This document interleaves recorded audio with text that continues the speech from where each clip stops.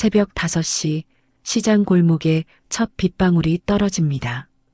김순애는 잠에서 깨어 창문을 열어봅니다. 회색빛 하늘에서 보슬비가 내리고 있었습니다. 그녀는 서둘러 옷을 입고 가게로 향합니다. 낡은 간판이 걸린 작은 신발 가게 앞에 도착하자 순애는 가장 먼저 문간을 살핍니다. 처마 끝에서 떨어지는 물방울이 흰 고무신 한 켤레를 적시고 있었습니다. 그녀는 조심스럽게 그 신발을 들어 올립니다. 또 젖었구나. 마른 수건으로 물기를 닦아내며 순애는 20해 전 그날을 떠올립니다. 1953년 가을 결혼한 지 채 한 달도 안 된 어느 아침이었습니다. 순애야, 이것 좀 봐. 박춘호가 마당에서 부르는 소리에 순애가 나왔습니다. 22살의 신부는 앞치마를 두른 채 남편 곁으로 걸어갔습니다. 춘호의 손에는 새하얀 고무신 한 켤레가 들려 있었습니다. 이게 뭐예요? 우리 결혼 선물이야. 좀 늦었지만. 춘호는 그 신발을 순애의 발 앞에 가지런히 놓았습니다. 완벽하게 맞는 크기였습니다. 순애가 고개를 들어 남편을 바라보자 춘호가 진지한 표정으로 말했습니다. 전쟁이 끝나고 내가 돌아오면 첫걸음은 이신으로 디딜 거야. 무슨 소리예요? 어디 가신다는 거예요? 순애의 목소리가 떨렸습니다.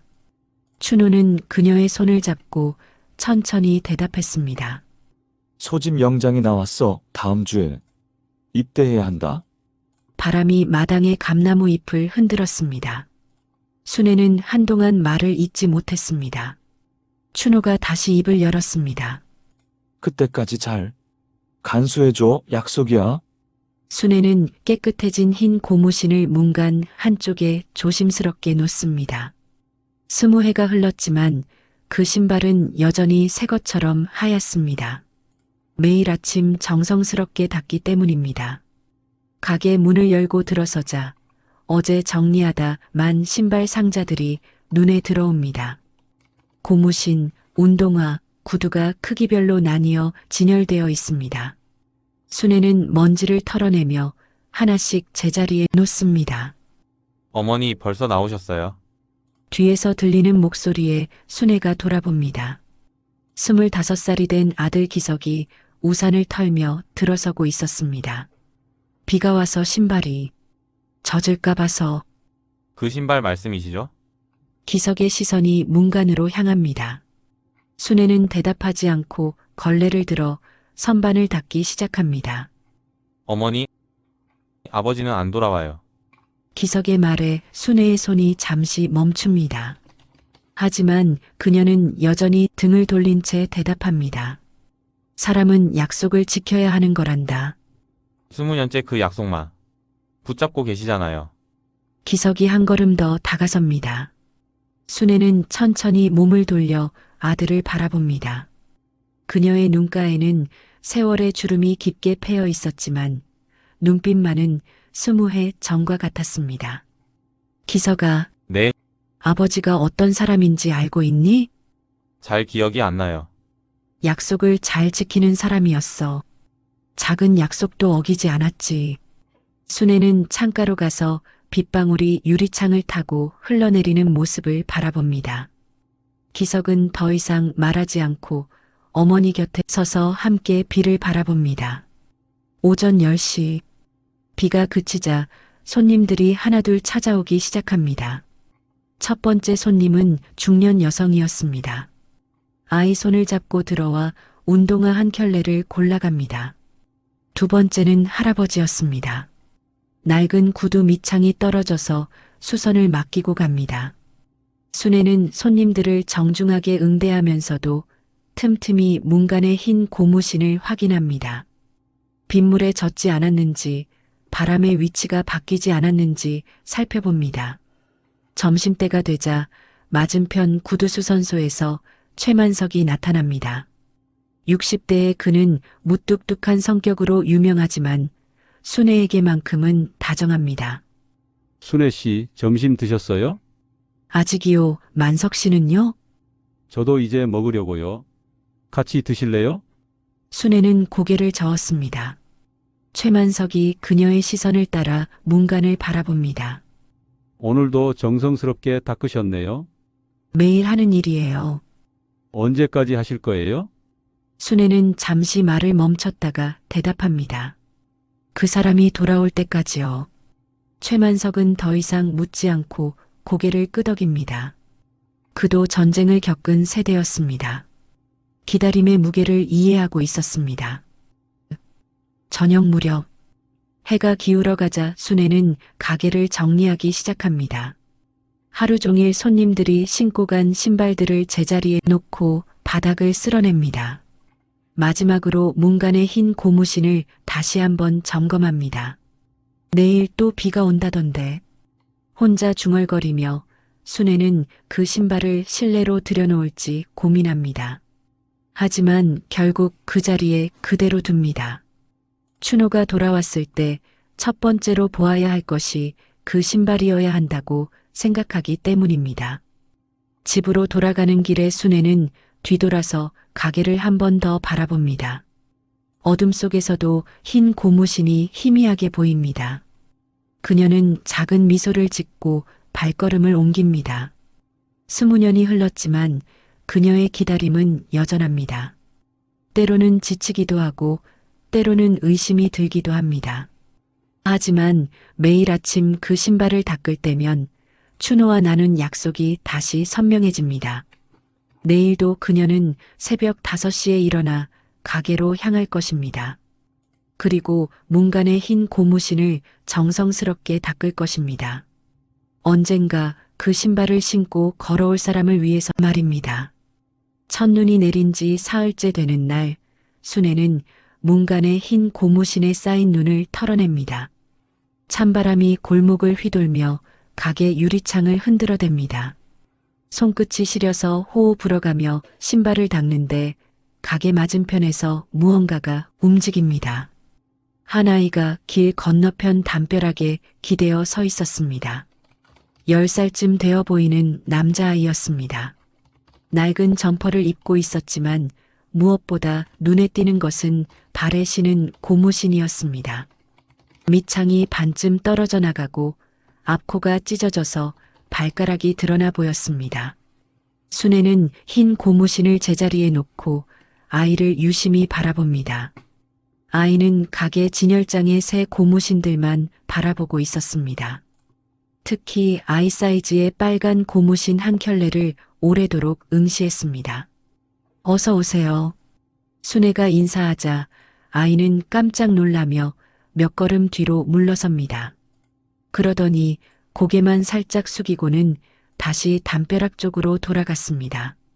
순애는 아이의 뒷모습을 바라보며 안타까운 마음이 들었습니다. 점심시간에 기석이 찾아왔습니다. 어머니 요즘 가게 앞에 아이가 서성거린다던데요. 응, 며칠째 와서 구경만 하고 가더라. 혹시 도둑질 하려는 건 아니겠죠? 순애가 아들을 나무라는 눈빛으로 바라봅니다. 그런 말하는 게 아니야. 그냥 신발이 필요한 아이 같은데. 그럼 사면 되는 거 아닌가요? 돈이 있었으면 벌써 샀겠지. 기석은 어머니의 표정을 보고 무언가 눈치챕니다. 어머니 설마 그 아이한테도. 아직 아무것도 안 했어. 하지만 생각은 하고 계시죠. 순애는 대답하지 않고 가게 밖을 내다봅니다. 아이는 여전히 그 자리에 서서 진열장을 바라보고 있었습니다. 둘째 날, 눈이 더 많이 내렸습니다. 아이의 찢어진 고무신으로는 발을 제대로 보호할 수 없을 것 같았습니다. 순애는 몇 번이나 가게 밖으로 나가려다가 다시 돌아서곤 했습니다. 오후 2시쯤 맞은편 구두수선소에 최만석이 찾아왔습니다. 순애 씨, 저 아이 말이에요. 네, 사흘째 저기 서 있어요. 집에는 가는지. 모르겠지만 하루 종일 여기 있더라고요. 순애가 창밖을 바라봅니다. 아이는 눈을 맞으며 서 있었습니다. 감기 걸리겠어요. 그러게 말이에요. 저도 몇 번 말을 걸어봤는데 대답을 안 하더라고요. 부모님은 어디 계실까요? 글쎄요, 혼자 다니는 걸 보니. 최만석의 말이 끝나기 전에 순애가 일어납니다. 좀 지켜봐 주세요. 순애는 빨간 고무신 한 켤레를 들고 가게 밖으로 나갔습니다. 아이는 순애가 다가오는 것을 보고 또다시 뒤로 물러서려 합니다. 잠깐만. 순애의 부드러운 목소리에 아이의 발걸음이 멈춥니다. 발이 시리겠다. 이거 한번 신어볼래? 순애가 빨간 고무신을 아이 앞에 놓습니다. 아이는 순애와 신발을 번갈아 바라보다가 고개를 젓습니다. 돈 없어요. 작은 목소리였지만 또렷했습니다. 순애의 마음이 아팠습니다. 괜찮아. 그냥 신어만 봐. 안 돼요. 엄마가 함부로 받으면 안 된다고 했어요. 아이는 그 말을 남기고 뛰어가 버렸습니다. 순애는 한참 동안 그 자리에 서서 아이가 사라진 방향을 바라보았습니다. 셋째 날, 아침부터 눈보라가 몰아쳤습니다. 순애는 걱정이 되어 몇 번이나 밖을 내다보았습니다. 아이가 오지 않으면 어쩌나 하는 걱정이었습니다. 오전 10시가 넘어서야 아이가 나타났습니다. 온몸이 눈에 젖어 있었고 입술이 파랗게 질려 있었습니다. 찢어진 고무신은 더욱 형편없는 상태가 되어 있었습니다. 순애는 더 이상 망설이지 않았습니다.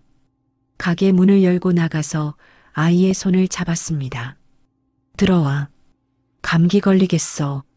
아이가 저항하려 했지만 순애의 손길은 단호했습니다. 아저씨, 잠깐만 가게 좀 봐주세요. 최만석이 고개를 끄덕이며 달려왔습니다. 순애는 아이를 가게 안으로 데리고 들어갔습니다. 앉아. 아이를 의자에 앉히고 순애는 따뜻한 물수건으로 아이의 얼굴과 손을 닦아주었습니다. 그리고 빨간 고무신을 가져왔습니다. 이제 신어보자. 아줌마, 정말 돈 없어요. 아이의 목소리에 울음이 섞여 있었습니다. 신발은 따뜻해야 하는 거야. 순애는 아이의 찢어진 고무신을 벗기고 새 고무신을 신겨주었습니다. 딱 맞는 사이즈였습니다. 어때? 따뜻하지? 아이가 고개를 끄덕였습니다. 그리고 작은 목소리로 말했습니다. 고마워요. 순애는 아이의 머리를 쓰다듬어 주었습니다. 엄마한테 혼나지 않을까? 괜찮아. 이건 아줌마가 너한테 주는 선물이야. 선물은 받아도 되는 거야. 아이가 순애를 올려다봅니다. 그 눈빛에는 고마움과 함께 무언가 다른 감정이 담겨 있었습니다. 나중에 커서 돈 벌면 갚을게요. 그래, 약속이다. 순애가 미소를 지으며 말했습니다.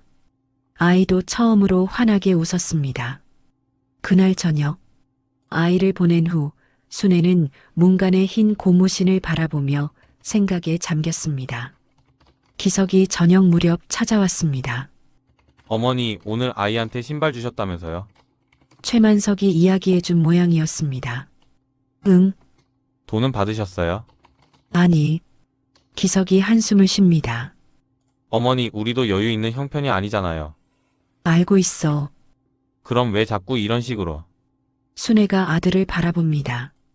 기석아, 내가 어릴 때 겨울에 신발이 작아져서 발가락이 얼었던 일 기억하니? 네, 그때 내가 얼마나 마음 아팠는지 아니?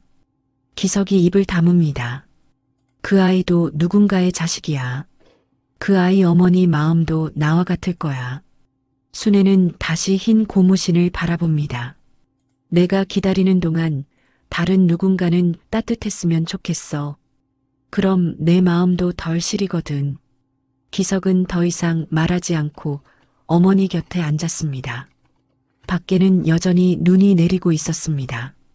순애는 마음속으로 다짐했습니다. 춘호가 돌아올 때까지 이런 식으로라도 누군가에게 따뜻함을 나누어 주겠다고. 그것이 자신이 지킬 수 있는 또 다른 약속이라고 생각했습니다. 창밖으로 아이가 새 고무신을 신고 뛰어가는 모습이 보였습니다. 순애는 작은 미소를 지었습니다. 아이의 눈빛 속에 담겨 있던 그 감정이 무엇인지 이제야 알 것 같았습니다. 그것은 잊지 않겠다는 약속이었습니다. 봄비가 내리던 어느 날 오후 순애는 가게 앞에 붙여진 빨간 공고문을 바라보고 있었습니다. 재개발구역 지정 및 이주 안내문이라는 제목이 굵은 글씨로 적혀 있었습니다. 며칠 전부터 골목 곳곳에 나타나기 시작한 공고문이었습니다. 순애는 천천히 그 글자들을 읽어내렸습니다.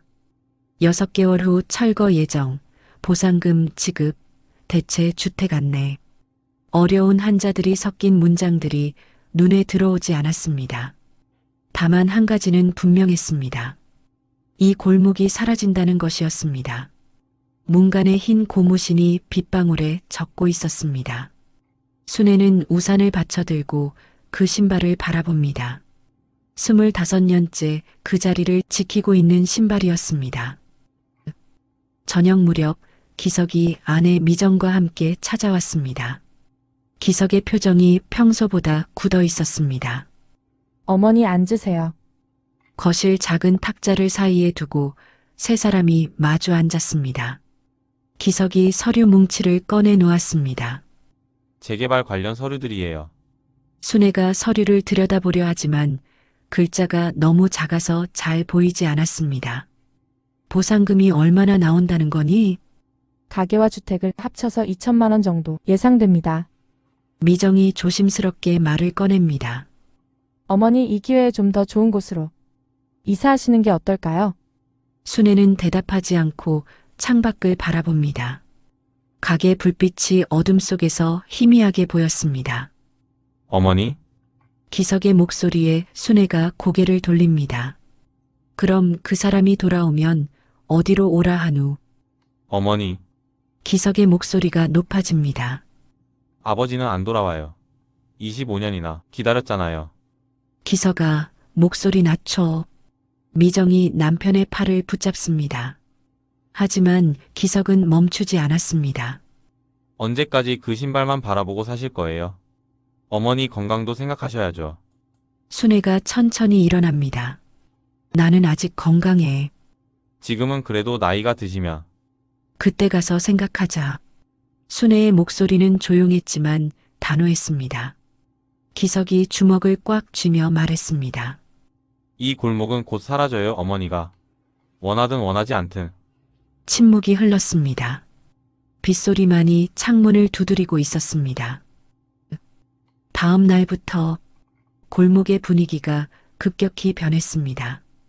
오래된 가게들이 하나둘 문을 닫기 시작했습니다.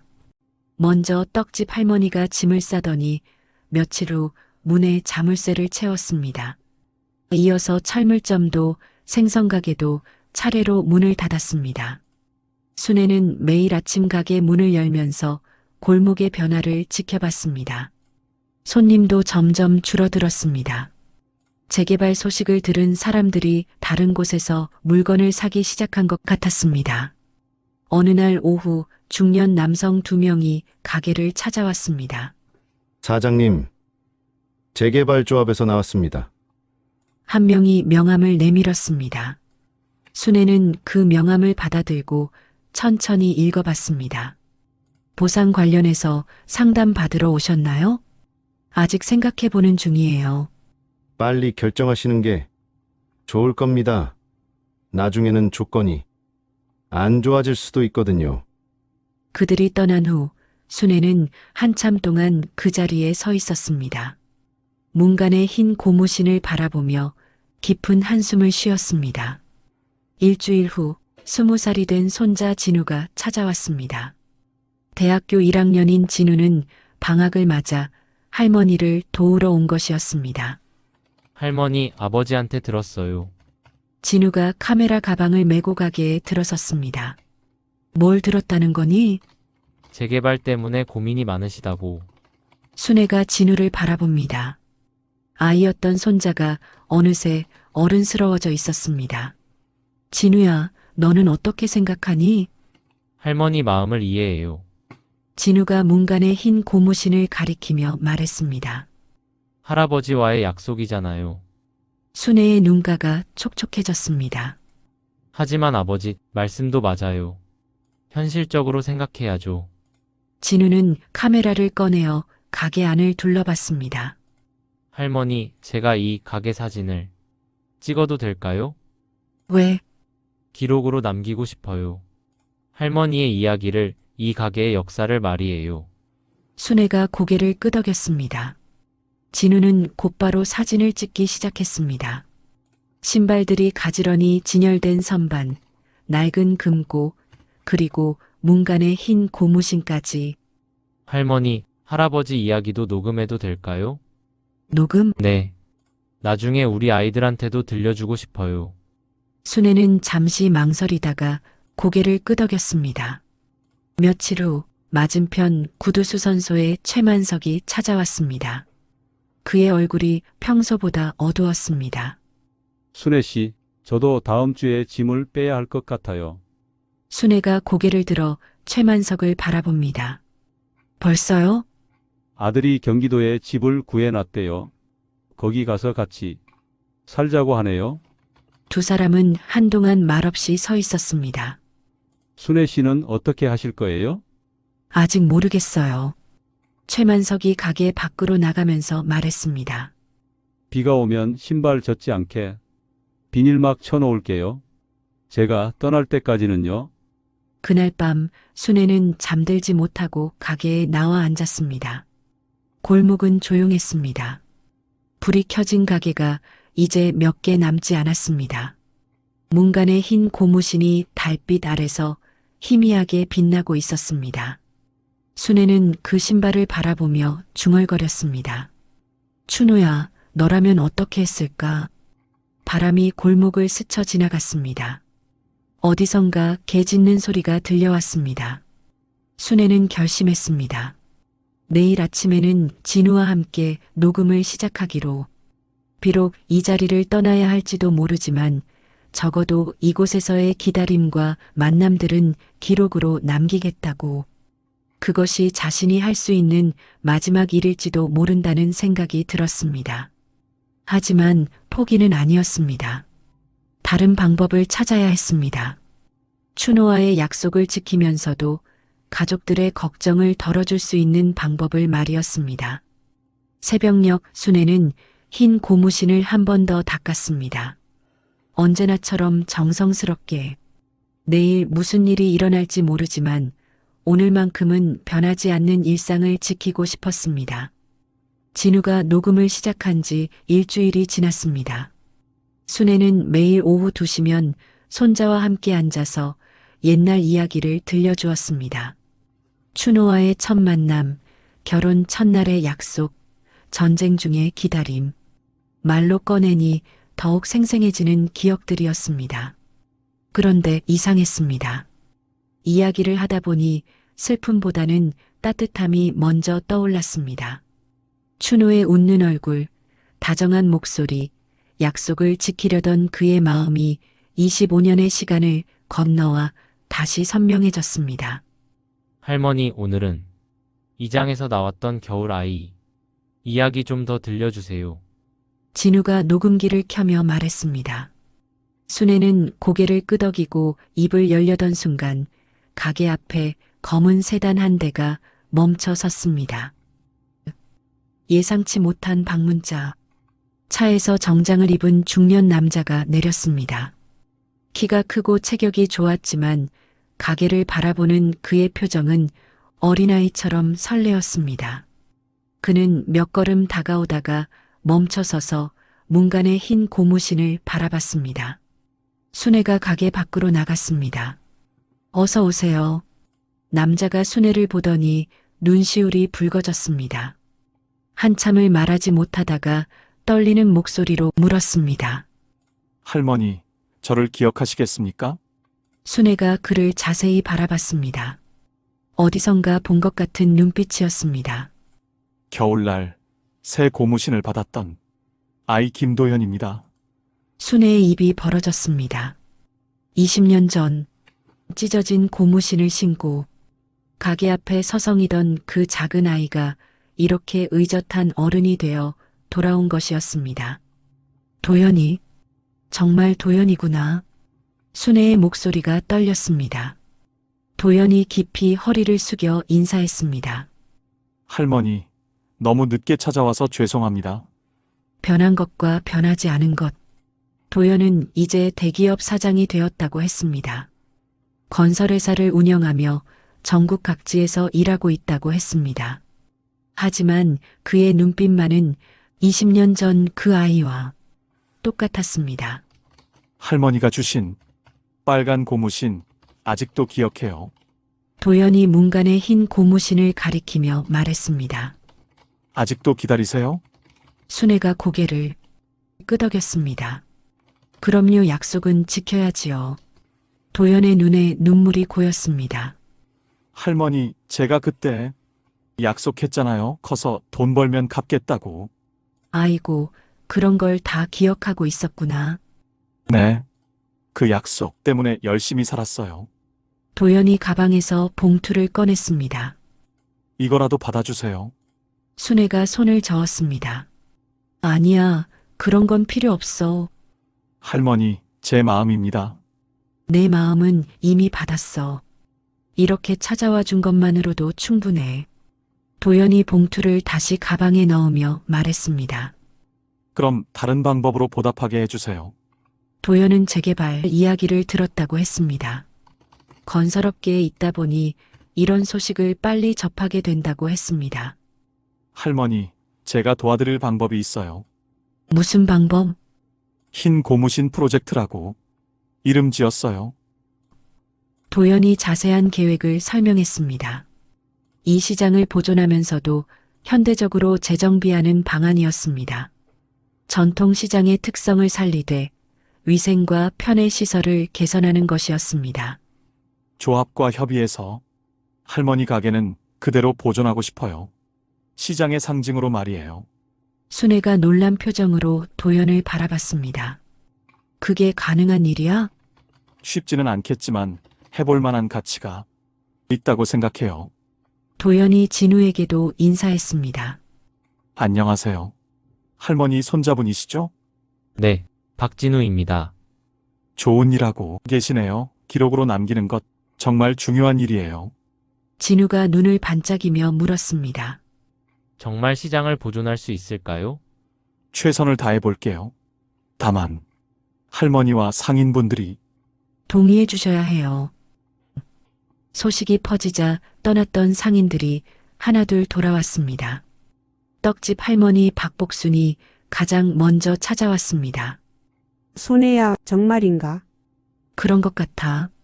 최만석도 이삿짐을 풀고 다시 구두수선소를 열었습니다. 순애 씨, 이번에는 제대로 될 것 같아요. 하지만 모든 사람이 찬성하는 것은 아니었습니다. 일부 상인들은 여전히 의심스러워했습니다. 공짜로 도와준다는 게 말이 돼.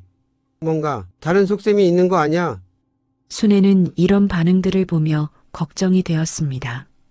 도연에게는 미안하고 상인들에게는 답답했습니다. 며칠 후 도연이 다시 찾아왔습니다. 이번에는 혼자가 아니었습니다. 초등학교 저학년쯤 되어 보이는 아이와 함께였습니다. 할머니, 제 아들 민준이에요. 민준이가 수줍게 인사했습니다. 도연이 아이의 손을 잡고 문간의 흰 고무신 앞에 섰습니다. 민준아, 아빠가 어릴 때 이 할머니께 얼마나 큰 도움을 받았는지 아니? 예. 그때 할머니가 아빠한테 뭐라고 하셨는지 기억하지? 도연이 순애를 바라보며 말했습니다. 신발은 따뜻해야 한다고 하셨어요. 순애가 깊이 고개를 끄덕였습니다. 할머니, 저는 그때부터 생각했어요. 언젠가 제가 누군가의 발을 따뜻하게 해주는 사람이 되어야겠다고. 도연의 목소리에 진심이 담겨 있었습니다. 이 프로젝트도 그런 마음으로 하는 거예요. 할머니께 받은 따뜻함을 다른 사람들에게도 나누어 주고 싶어서요. 순애는 그제야 도연의 진짜 마음을 이해했습니다. 그날 저녁 가족들이 모였습니다. 기석과 미정, 그리고 진우까지. 기석이 먼저 입을 열었습니다. 어머니 죄송합니다. 무슨 소리야? 저는 늘 지금만 보았네요. 어머니가 얼마나 많은 사람들에게 도움을 주셨는지 몰랐어요. 순애가 아들의 손을 잡았습니다. 괜찮아. 내가 걱정해주는 마음도 고마웠어. 미정도 말했습니다. 어머니, 앞으로는 저희가 더 도와드릴게요. 진우가 녹음기를 꺼내며 말했습니다. 할머니, 이제 정말 기다림의 연대기를 완성할 수 있을 것 같아요. 그래, 좋은 이야기로 끝낼 수 있겠구나. 순애는 창밖의 흰 고무신을 바라봤습니다. 달빛 아래서 그 신발이 더욱 하얗게 빛나고 있었습니다. 도연의 프로젝트가 성공할지는 아직 모를 일이었습니다. 하지만 분명한 것이 하나 있었습니다. 25년 전에 심은 작은 따뜻함이 이렇게 큰 희망으로 돌아왔다는 것이었습니다. 순애는 마음속으로 춘호에게 말했습니다. 춘호야, 우리 약속이 헛되지 않았나 봐. 기다리는 동안 만난 사람들이 이렇게 고마운 일을 해주고 있어. 바람이 골목을 지나갔습니다. 이번에는 차가운 바람이 아니었습니다. 봄 기운을 담은 따뜻한 바람이었습니다. 그리고 이어지는 약속. 도연의 프로젝트가 승인되기까지는 2달이 걸렸습니다. 재개발조합과의 협의, 구청과의 조율, 상인들과의 합의. 복잡한 과정이었지만 하나씩 해결되어 갔습니다. 순애는 그 과정을 지켜보며 새삼 놀랐습니다. 그 작은 아이가 이렇게 많은 사람들을 설득할 수 있는 어른이 되었다는 것이 말입니다. 가을이 깊어가던 어느 날 도연이 좋은 소식을 가지고 왔습니다. 할머니, 드디어 최종 승인이 났어요. 순애의 얼굴에 환한 미소가 번졌습니다. 진우가 그 순간을 카메라에 담았습니다. 이제 정말 시작이군요. 미정이 기뻐하며 말했습니다. 기석도 처음으로 환하게 웃었습니다. 어머니 축하드려요. 하지만 순애는 생각에 잠겨 있었습니다. 기쁨과 함께 묘한 아쉬움도 느껴졌습니다. 25년 동안 지켜온 기다림이 이렇게 끝나는 것이 맞는지 확신이 서지 않았습니다. 그때 미정이 조심스럽게 말했습니다.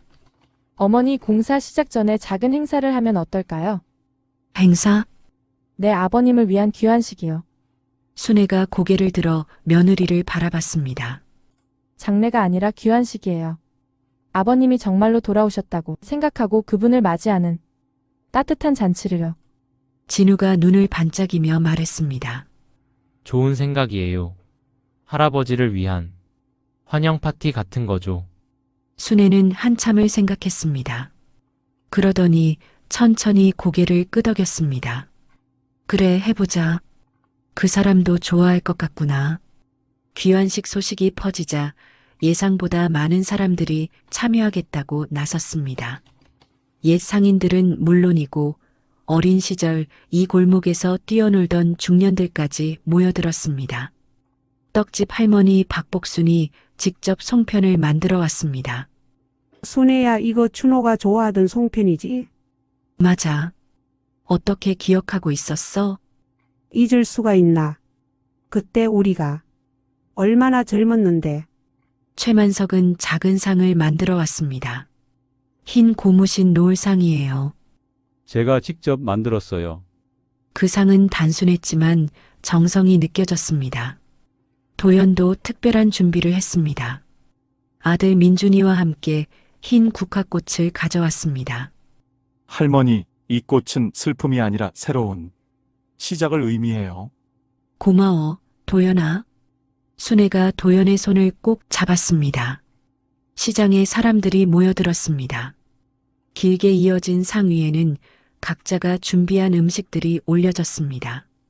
한가운데에는 최만석이 만든 작은 상이 놓였고 그 위에 깨끗이 닦인 흰 고무신이 가지런히 놓여 있었습니다. 순애는 새 한복을 입었습니다.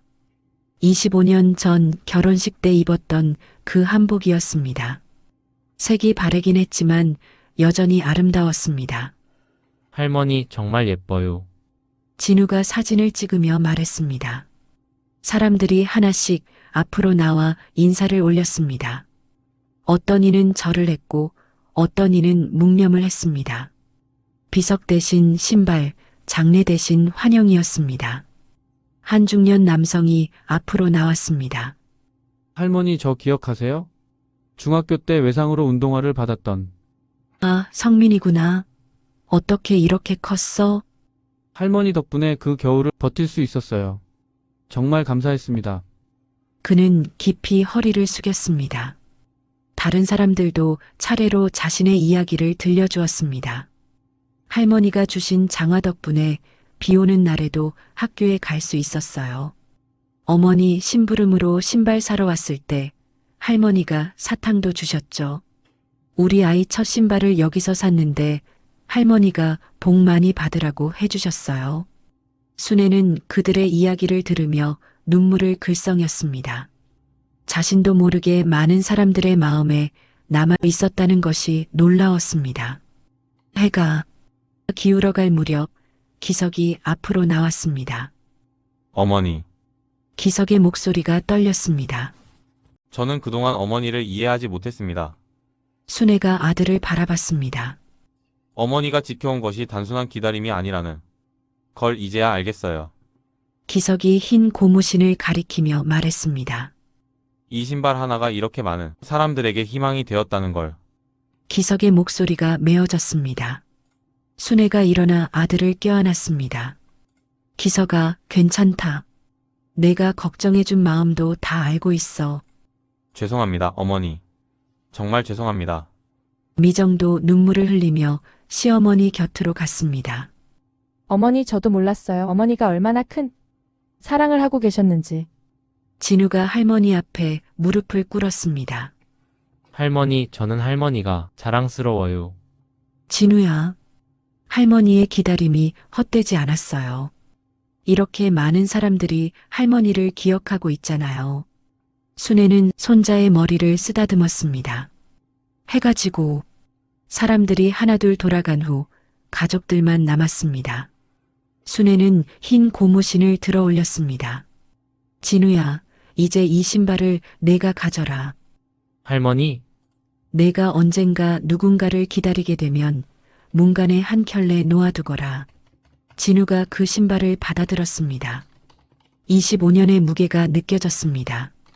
마음이 길을 잃지 않게 하려면 말이야. 네, 할머니 잘 지킬게요.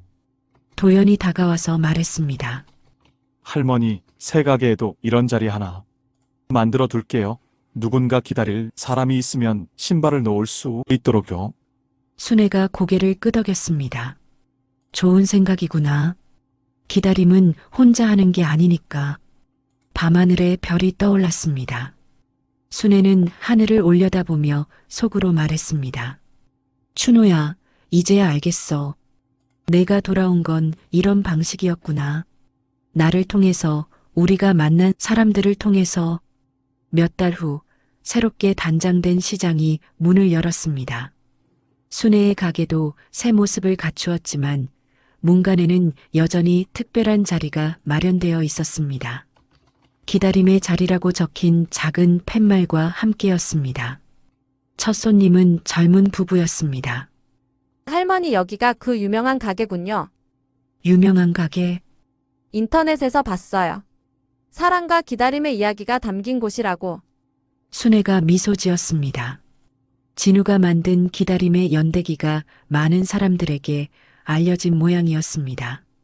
어서 오세요. 어떤 신발을 찾으시나요? 아이 신발이요. 첫 신발을 여기서 사고 싶어서요.